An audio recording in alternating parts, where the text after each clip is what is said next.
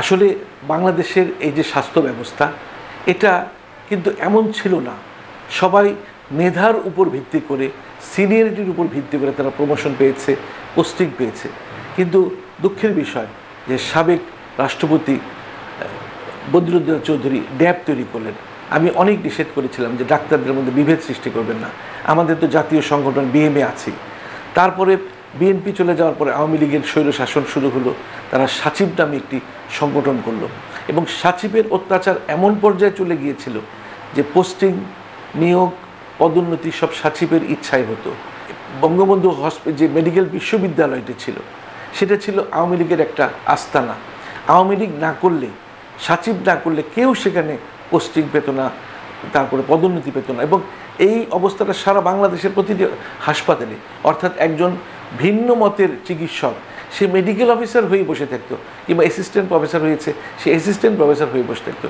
তার 14 পুরুষের মধ্যে কেউ যদি বিএনপি বা জামাত থাকতো তাহলে তার পদোন্নতি বা ঢাকায় আসা হতো না। 5ই আগস্ট গণঅভ্যুত্থানের পর দেশের বর্তমান পরিস্থিতিকে কিভাবে দেখছেন? হ্যাঁ, খুব সুন্দর প্রশ্ন। আসলে বাংলাদেশ স্বাধীন হয়েছিল, মুক্ত হয়েছিল 16ই ডিসেম্বর 1971। আমি একজন মুক্তিযুদ্ধ করেছি। তিতুমির কলেজের নামটি আমি দিয়েছিলাম, জিন্না কলেজ ছিল সেটা। মুক্তিযুদ্ধের সময় আমি নিগৃহীত হয়েছিলাম অনেক শারীরিকভাবে। তো আমি একজন মুক্তিযুদ্ধের চেতনা যে বলুন সেটা আমি ধারণ করি। কিন্তু তারপরও এই যে গত 16টি বছর এই ফ্যাসিস্ট সরকারের অধীনে দেশটাকে একেবারে লণ্ডভণ্ড করে দিয়েছিল। মানুষের মানবাধিকার, কথা বলার অধিকার, ভোটের অধিকার, মৌলিক অধিকার সব কিছু তারা একেবারে লুণ্ঠন করে নিয়ে গিয়েছিল। লক্ষ লক্ষ মানুষকে নির্যাতন করেছে, জেলে পুরেছে, মামলা দিয়েছে। সে 5ই আগস্ট আমরা দ্বিতীয় বিজয় লাভ করলাম ছাত্র জনতার অভ্যুত্থানের মাধ্যমে। আসলে সারা দেশ কিন্তু এই আন্দোলনে সামিল হয়েছিল। আমি মনে করি এই 5ই আগস্টটা আমাদেরকে মুক্তি দিয়েছে, আমাদেরকে স্বাধীনতা দিয়েছে, কথা বলার অধিকার দিয়েছে। আশা করি যখন ভোট হবে, নির্বাচন হবে, আমরা স্বাধীনভাবে, বাংলার মানুষ স্বাধীনভাবে তার নিজের ইচ্ছার প্রতিফলন ঘটিয়ে ভোট দিতে পারবে, কথা বলতে পারবে, সাংবাদিক স্বাধীনভাবে লিখতে পারবে, টেলিভিশন মিডিয়াগুলো, প্রিন্টিং মিডিয়াগুলো সবগুলো স্বাধীনতা পাবে। গত জামনের দানব সরকার যে বিভিন্ন রকমের কালাকানুন সৃষ্টি করে মানুষকে অত্যাচার, নির্যাতনের স্টিম রোলার চালিয়েছে, সেখান থেকে 5ই আগস্ট আমাদের মুক্তি দিয়েছে। সেই জন্য 5ই আগস্ট বাংলাদেশের জন্য একটি অত্যন্ত গৌরবান্বিত দিন।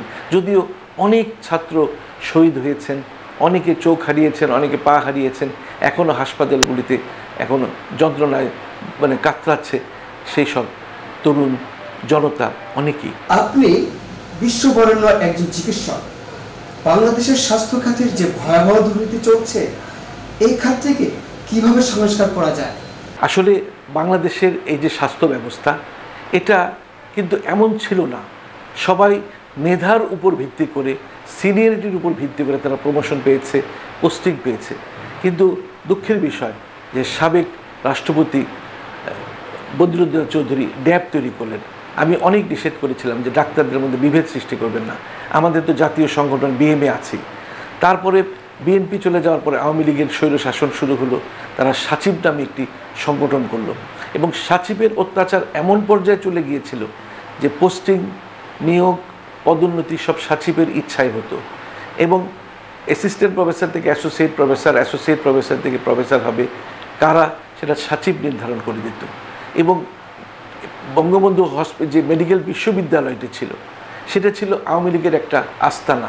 আওয়ামী লীগ না করলে, সাচিব না করলে কেউ সেখানে পোস্টিং পেত না, তারপরে পদোন্নতি পেত না। এবং এই অবস্থাটা সারা বাংলাদেশের প্রতিটি হাসপাতালে, অর্থাৎ একজন ভিন্ন মতের চিকিৎসক সে মেডিকেল অফিসার হয়ে বসে থাকতো, কিংবা অ্যাসিস্ট্যান্ট প্রফেসর হয়েছে সে অ্যাসিস্ট্যান্ট প্রফেসর হয়ে বসে থাকতো।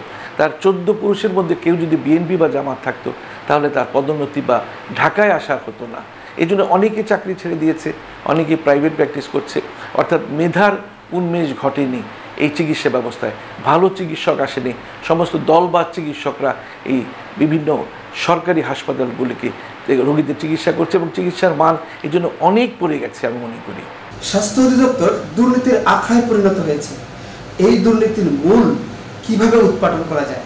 স্বাস্থ্য অধিদপ্তরটা আসলে একেবারে ওই যে বললাম সাচিবের করায়ত্ত, সচিব না করলে স্বাস্থ্য অধিদপ্তরে কেউ ডিজি হতে পারবে না, এডিজি হতে পারবে না, ডাইরেক্টর বলুন, কেউ কোনো পোস্ট পাবে না। স্বাস্থ্য অধিদপ্তর একেবারে পুরোপুরিভাবে সচিবের বা আওয়ামী লীগের নিয়ন্ত্রণে ছিল। এবং স্বাস্থ্য অধিদপ্তরের দুঃখের কথা বলতে এখন যাকে ভারপ্রাপ্ত মহাপরিচালক করা হয়েছে তিনিও স্বৈরশাসকের একজন অংশীদার ছিল।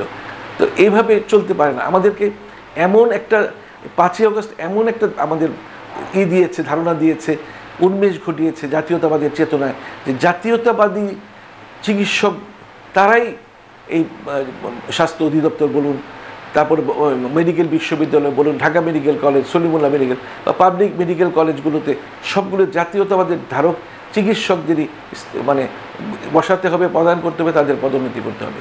এখানে মেধা অবশ্যই মেধাকে কোনো আওয়ামী লীগের চিকিৎসক যদি অতিরিক্ত মেধা সম্পন্ন হয় তাকে অবশ্যই মূল্যায়ন করতে হবে। মূল্যায়ন তো মেধার উপর আমরা করব।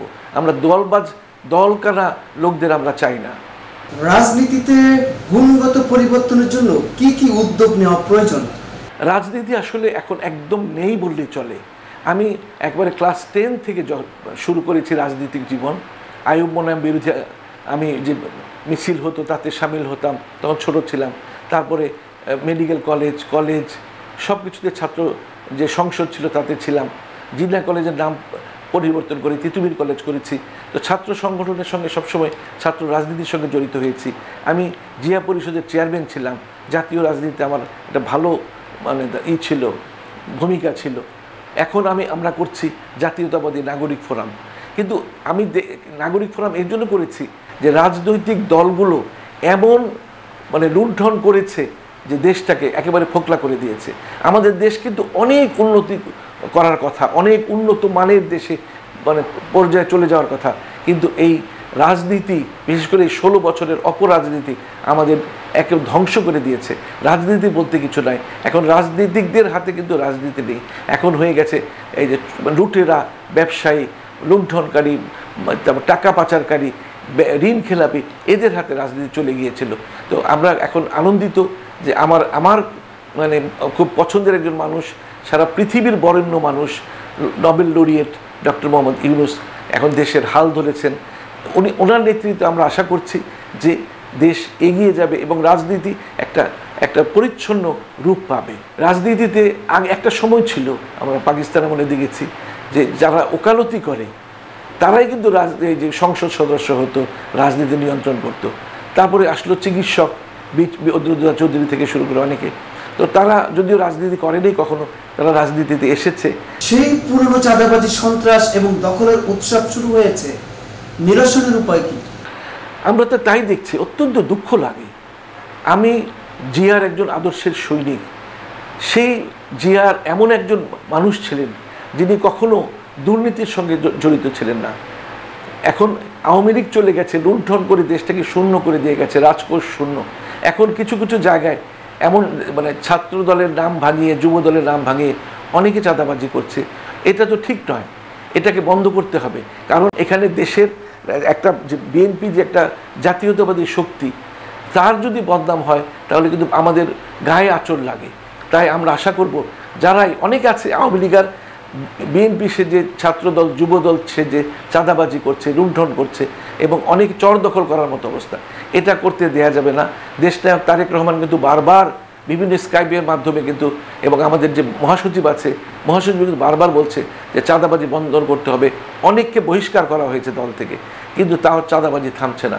এগুলোকে বন্ধ করতে হবে। তবে ছাত্ররা যেভাবে বাজারে বাজারে গিয়ে চাঁদাবাজদের ধরিয়ে দিচ্ছে, মানে দোকানদারকে বলছে চাঁদা দিবেন না, তারপরে আগে যে ট্রাফিক পুলিশ, সার্জেন্ট, এরা যে চাঁদাবাজি রাস্তা করতো, তারপর অনেক যে শ্রমিক ইউনিয়নের লোকজন চাঁদাবাজি করতো, এগুলো রাস্তায় এখন আর চোখে পড়ে না।